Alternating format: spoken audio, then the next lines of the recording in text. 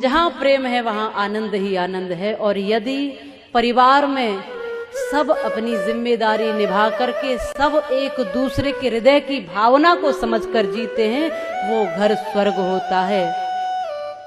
जैसा कि मैंने कहा भी था शायद कि आकाश में नहीं है स्वर्गों की कोई दुनिया। कहते हैं ना, मरने के बाद, पिताजी के जाने के बाद लिखते हैं बच्चे, हमारे पिताजी स्वर्गवासी हो गए। अब ये तो पिताजी से पूछना पड़ेगा कि स्वर्ग गए कि नहीं। यदि वो स्वर्गवासी हुए और स्वर्ग इतना अच्छा होता है तो उन्होंने कभी आपको बुलाना नहीं चाहा कि आ जाओ भैया, वहां क्यों पड़े हो, ये बहुत अच्छी जगह है। कोई दूसरी दुनिया स्वर्ग नहीं है। जिन परिवारों में माँ बाप दुखी और आंसुओं से रो रहे हो वो घर ही नर्क है, और जिसमें माता पिता की सेवा होती हो, बच्चे संस्कारी हो, वो घर ही स्वर्ग है। और कोई दूसरी दुनिया स्वर्ग की नहीं है।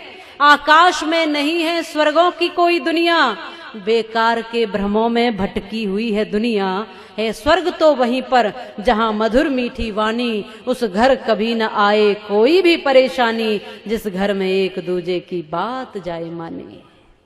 एक दूसरे को समझकर जहां लोग रहते हैं वो घर स्वर्ग होता है। और एक व्यक्ति भी अगर विपरीत विचारधारा का होता है तो रामायण उसका भी उदाहरण देती है कि क्या होता है।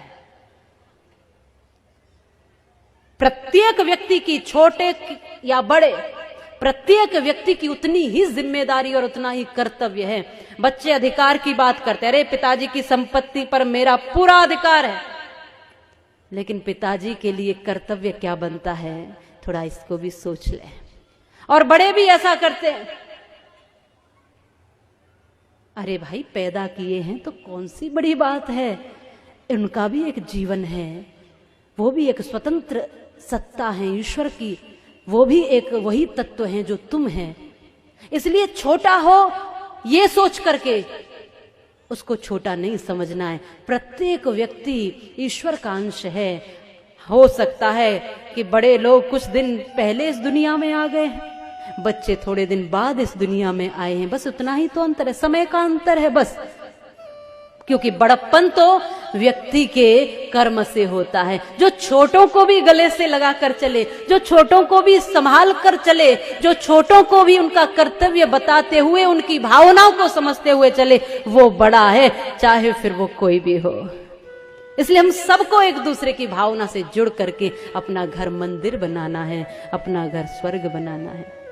वो एक गीत गाती थी पहले, घर में महिलाएं माताएं गाती थी कि घर को ही मंदिर बनाऊंगी, कहीं बाहर न जाऊंगी। शायद आप भी गाते हो, पहले हमने सुना था कि सास अपनी को कौशल्या बनाऊंगी, ससुर जी को दशरथ बनाऊंगी, पति को मैं राम बनाऊंगी, कहीं बाहर न जाऊंगी। मैंने ऐसे कुछ शब्द गाती थी कि मैं घर को ही मंदिर बनाऊंगी, घर ही तीर्थ बन जाएगा। जब मैं देखूंगी तो दशरथ और कौशल्या के रूप में देखूंगी सास ससुर को, पति को देखूंगी तो राम के रूप में देखूंगी, और यदि मैं खुद पार्वती बनी तो भोलेनाथ के रूप में देखूंगी, और मेरा तीर्थ, मेरा मंदिर, मेरा घर ही हो जाएगा।